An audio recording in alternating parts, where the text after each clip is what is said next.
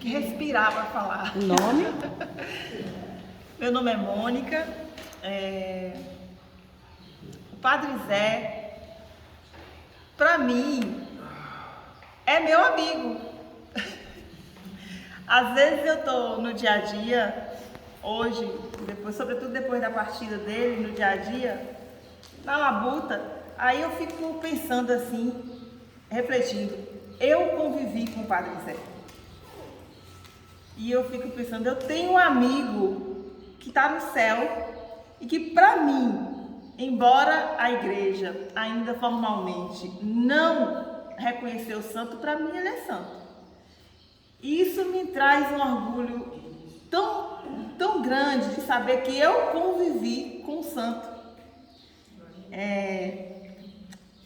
Ele foi meu formador. Embora em nenhum momento ele tivesse sentado para dizer, eu estou fazendo uma formação. A formação do Padre Zé era uma formação de vivência, porque muito mais do que as palavras, as ações dele, todas eram catequéticas, né?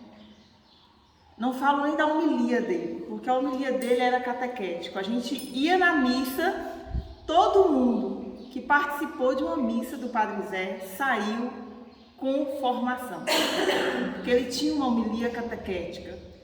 A gente ouvia isso das pessoas.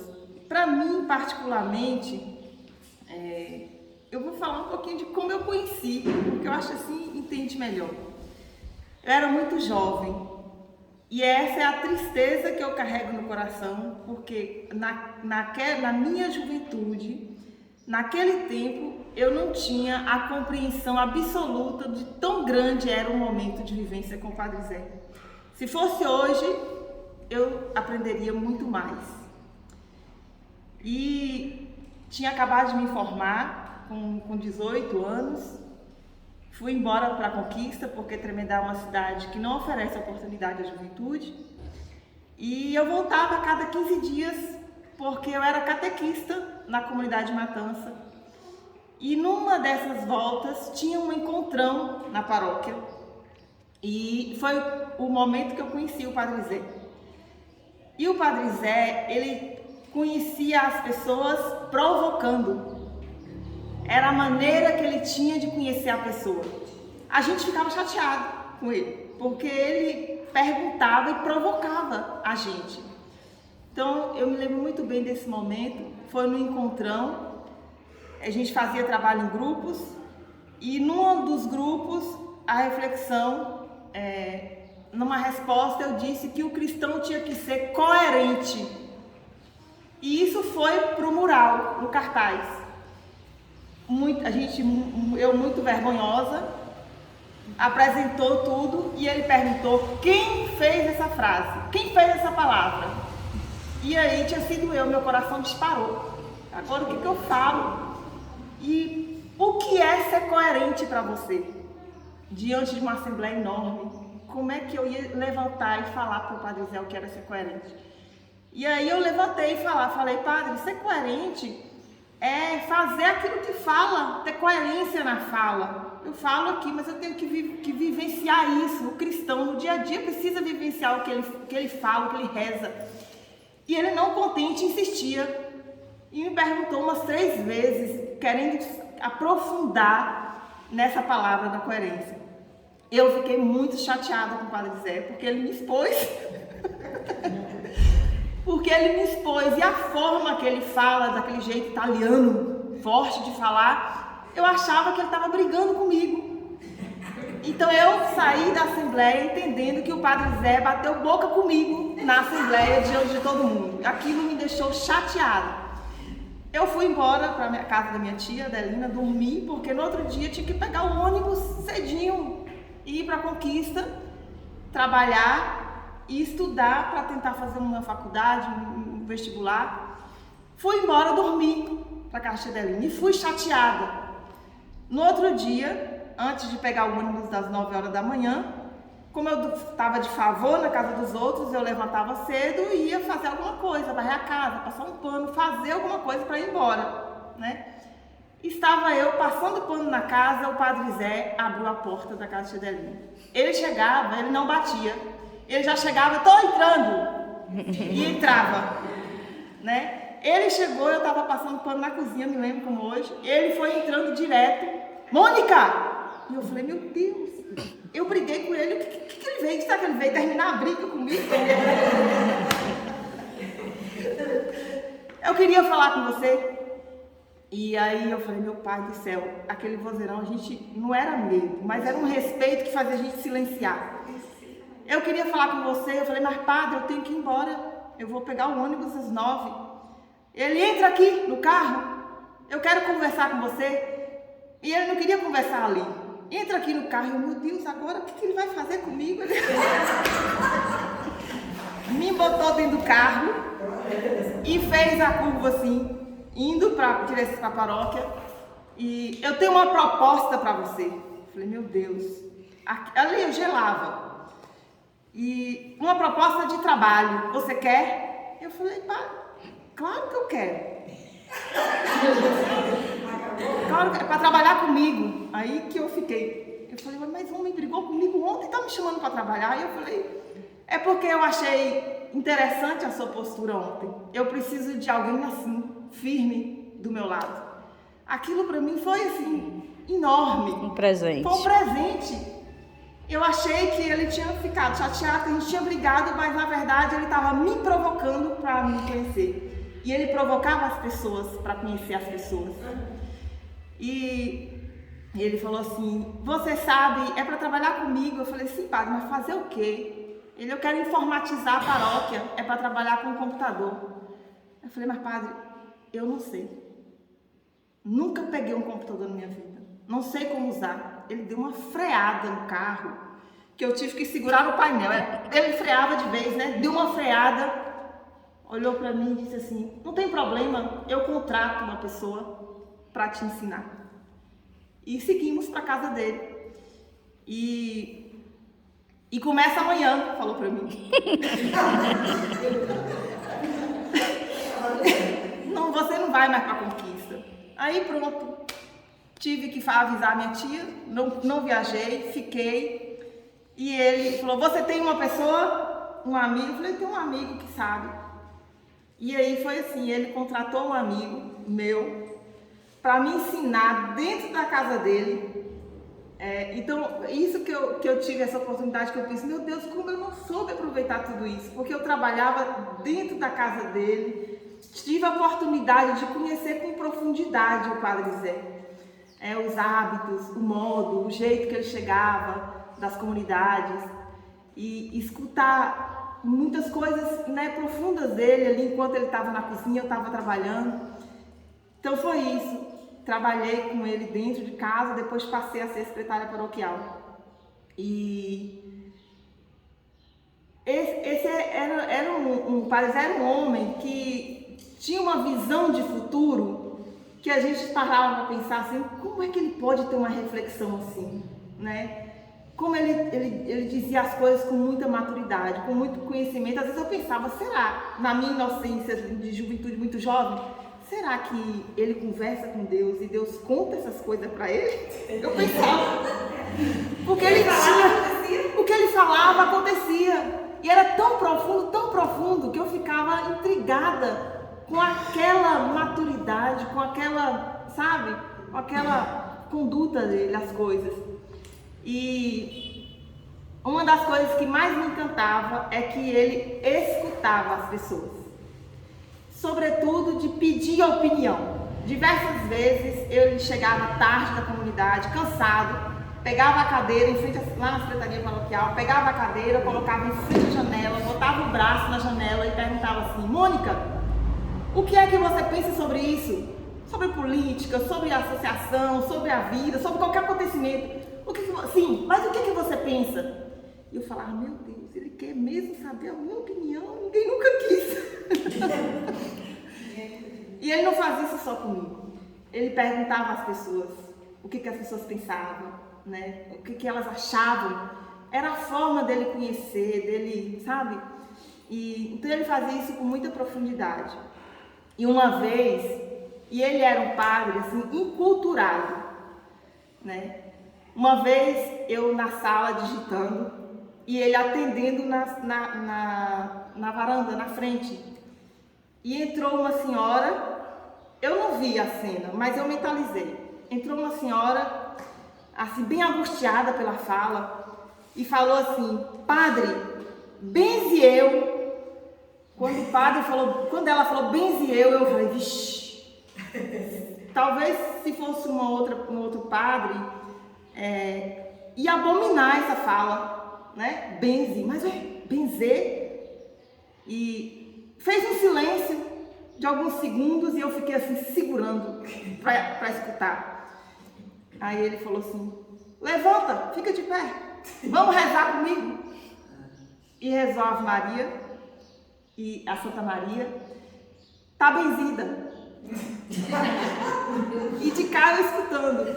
Então assim, ele era um padre enculturado que escutava os anseios das pessoas, do coração das pessoas, e participava disso, e sobretudo lutava muito para mudar a nossa realidade. Eu costumo dizer que a grande missão do Padre Zé era de libertação do povo do sertão baiano, porque o nosso povo até hoje é escravizado de alguma forma, né? Pelas estruturas de poder, pelo medo, né? De ser cidadão, de lutar por seus direitos, de participar ativamente da sociedade.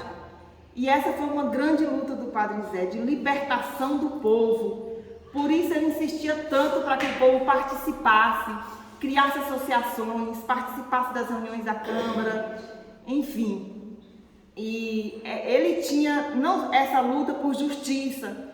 Ele falava, me lembro muito bem, que a palavra de Deus era encarnada no dia a dia. E ele chamava o povo para vivenciar essa palavra no dia a dia. Vou contar 2 fatos que eu acho muito interessante. Eu não sei se era com Juliana ou Cristina aqui, mas eu cheguei na secretaria da paróquia uma vez, às 8 horas da manhã, e encontrei a mulher que trabalhava a casa lavando a área, a casa para o mini teatro. E estava cheio de cocô de algum animal, parecia cavalo, parecia jegue, alguma coisa assim. Cheio de cocô, e ela lavando. E eu falei, mas o que é isso? Ela falou assim, tinha um jegue aqui, o padre trouxe um jegue. Eu, como assim? Ele botou um jegue em cima da carroça. Ele prendeu o jegue no mini teatro e botou um jegue em cima da carroça. E eu falei, pra quê? Ela, porque uma família muito carente, que ele encontrava sempre quando vinha de Lagoa Preta. Passava, encontrava ela cheia de criança, carregando água na cabeça. Parou e perguntou, por que você busca água? Eu conversei com ela depois para entender e ela me contou isso. E ela falou, porque eu não tenho nada, não tenho um jegue para pegar água. Ele falou, vou lhe dar o jegue. Botou o jegue, levou o jegue. Foi uma luta para comprar esses baldes e levou lá. Então, assim, com esse gesto, o que a gente aprende do Padre Zé? Tanto, né, que o significado disso, a humanidade do Padre Zé. Ele era um padre que, às vezes, muitos não compreendiam, achava que era brabo, mas era o jeito dele. Nunca vi alguém tão grande e tão humano, tão forte nas palavras, mas tão humano, de perceber a realidade e lutar para mudar essa realidade. Eu vi muitos fatos, vi muita luta e vi o padre chorar aqui também na nossa terra, porque foi incompreendido com suas lutas, né? Esse fato eu falo porque foi o dia que eu vi o Padre Zé mais triste em Tremedal, lutando para construir essa igreja. Uma vez de manhã, eu já tinha acabado de abrir a secretaria paroquial, sobe ele gritando pela rua, vermelho, muito nervoso e chateado, porque haviam pichado a igreja, escrito fora forasteiros. Porque era isso, o Padre Zé incomodava, né? Incomodava porque ele provocava as pessoas nessa luta por cidadania. E aquilo machucou muito o Padre Zé, aquele dia, chateado. Outro dia que ele ficou muito chateado também foi quando ele foi acusado. O Padre Zé me deu uma ordem: Mônica, você tem que fechar a secretaria da paróquia toda quinta-feira e tem que ir para a sessão da Câmara. E eu falava, meu Deus, o que eu vou fazer naquele lugar? A gente tinha medo, né? Eu tinha que ir para a sessão e tinha que trazer tudo anotado. E quando ele chegava da comunidade, a primeira coisa que ele queria era um relatório. E aí eu falei, padre, tem um vereador na Câmara que hoje ele acusou de desvio de dinheiro. Ele acusou de usar o dinheiro da igreja de forma irregular lá na comunidade dele.